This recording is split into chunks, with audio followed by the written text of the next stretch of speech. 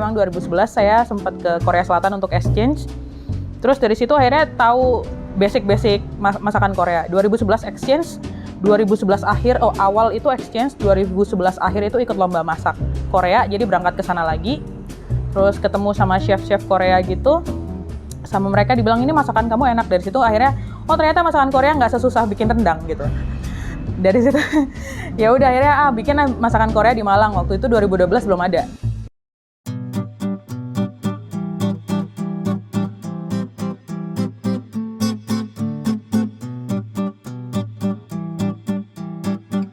Nama saya Febrina, panggilannya Rina, asal dari Malang, walaupun tidak lahir di Malang. Terus saya di Kirin Kebab sebagai owner. Kita buka 2012 September. Awal-awal memang tidak disetujui orang tua, tapi lama-lama kami, ya saya sih sebenarnya, saya sih ngotot aja ya, karena saya percaya ini nanti ada potensinya gitu. Edukasinya awal-awal susah, tapi alhamdulillah kesini-sini sekarang tiba-tiba udah mau 10 tahun aja. Gitu. Untuk 5 tahun ke depan tuh bukan hanya warga Malang, seluruh Jawa Timur ke lebih luas lagi gitu. Menurut saya di Jawa Timur sendiri Korean food yang bersertifikasi halal MUI itu baru kami gitu. Jadi kalau di Jakarta sudah ada beberapa, tapi kalau di sini baru di Jawa Timur tuh baru kami. Nah dari situ kami ngelihat potensi dari segi apa ya, sosial dan segi bisnisnya. Dari segi bisnisnya tentu profitnya dan potensinya gede. Tapi dari segi sosialnya, Muslim-Muslim juga punya kebutuhan untuk punya Korean food yang halal, dan kami pengen jadi salah satu pilihannya.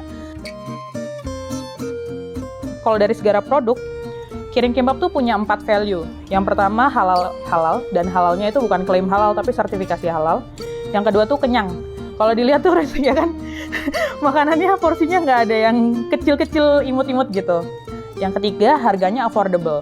Jadi kalau misalnya ini makanan dengan kualitas yang sama, teman-teman misalnya ketemu di mall gitu, harganya bisa 50% lebih mahal gitu.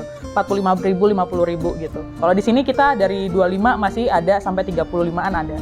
Kayak gitu. Nah, jadi harganya affordable, halal, terus porsinya banyak, gede gitu kan, mengenyangkan. Yang keempat, kita itu value yang keempat dari produk kita itu rasanya enak.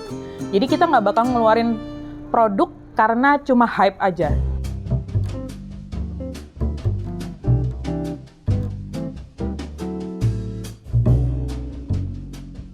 Nama saya Ardiansyah Dwi Purnomo. Saya sejak Januari 2021 di sini.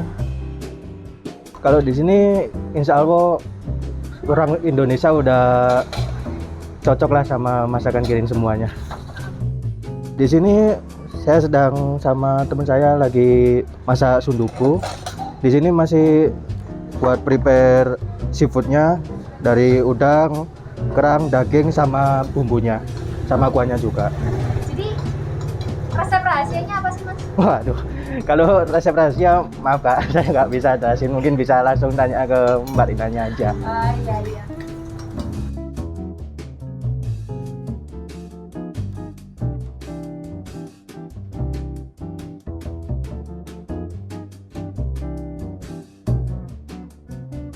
Kenalin, nama aku Elva. Kalau nama aku Jihan. Kenapa berlangganan di Kirin Kebab? Kenapa kok nggak di kedai Korea lainnya? Mungkin yang nggak semua resto punya ya, yang Kirin punya itu adalah certified halalnya. Karena nggak semua, apalagi Korean restoran tuh punya sertifikat halal ini, cukup susah pasti ya buat ngurusnya. Dan mungkin buat sebagian orang ini akan membantu menenangkan hati mereka ketika mereka makan, apalagi yang Muslim. Kalau kita tuh sering pesannya kayak tteokbokki yang bisa sharing buat 2 orang yang dimasak langsung di kompornya gitu. Kalau aku nggak suka pedas, aku belinya cuma yang kimbap tuna mayo biasa. Kalau karena dia suka pedas, jadi dia sering beli yang spicy tuna mayo gitu. Sama kalau misalkan lagi lapar sih, kalau mau nasi ada sundubu jjigae-nya tuh enak. Boleh tolong disebutkan salah satu kelebihan Kirin Kebab dibandingkan lainnya? Mungkin ini ya, dari harga mereka lebih affordable dari restoran Korea yang lain, karena dari segi ingredient juga, kalau misalkan kita bikin suatu restoran Korea pasti itu impor dan itu nggak murah, tapi ini cukup affordable sih buat di kantong mahasiswa.